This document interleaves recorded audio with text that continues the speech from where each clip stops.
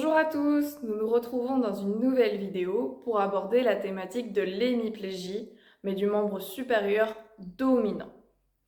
Ce qui veut dire que par rapport à la semaine dernière, l'atteinte va se situer au niveau toujours du cerveau, mais ça va avoir des conséquences au niveau du bras dominant, ce qui veut dire le membre supérieur droit pour les droitiers et le membre supérieur gauche pour les gauchers.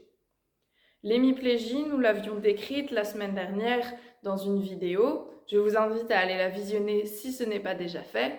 Et pour ceux n'ayant pas visionné la vidéo, l'hémiplégie est une atteinte au niveau du cerveau qui va avoir une conséquence sur l'hémicorps opposé à la lésion.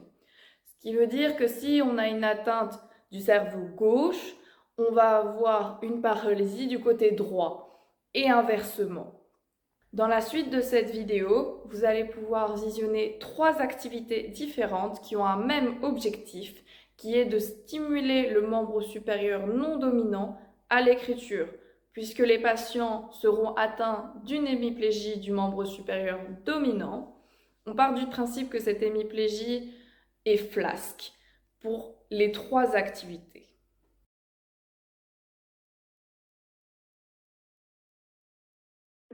Dans cette première activité, l'étudiant doit former des lettres à l'aide d'un stylo et de différentes aides techniques.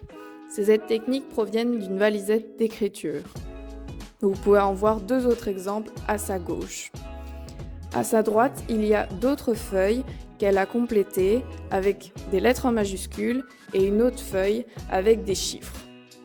Celles qu'elle est actuellement en train de réaliser sont des lettres en minuscules. L'objectif de cette activité est d'entraîner à la préhension et à la motricité fine pour permettre l'écriture. À la fin de cette activité, nous devions rédiger sur une feuille à part des phrases nous correspondant et une autre étudiante devait lire ce que nous avions écrit.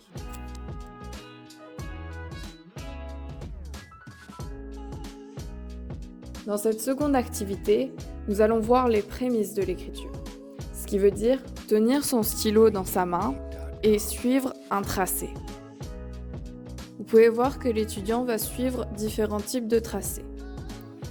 Il y a la ligne droite, la ligne courbe et les lignes plus arrondies. Nous avons aussi différentes formes géométriques comme le rond et le carré.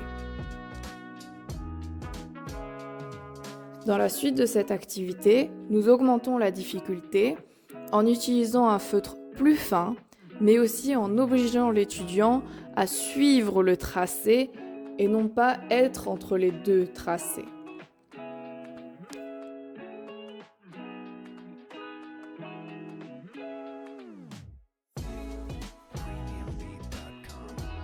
Dans cette dernière activité, vous pouvez voir que l'étudiant va utiliser un fil de pelote et va essayer de suivre le tracé qui est indiqué par la carte. Ici, nous voyons que cette étudiante est en train de réaliser un A.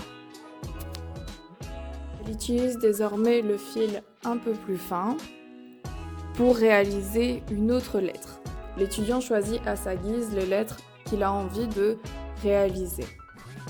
Cette activité permet de pouvoir s'entraîner à la formation des lettres puisque nous suivons le tracé que nous aurions pu faire à la main avec un stylo et une feuille. Cette activité a aussi un intérêt au niveau de la perception visuospatiale, puisque nous voyons sur la carte ce que nous devons réaliser en 3D. Ici, elle va faire une lettre à difficulté moins élevée, puisque c'est un L et que la difficulté est de 1.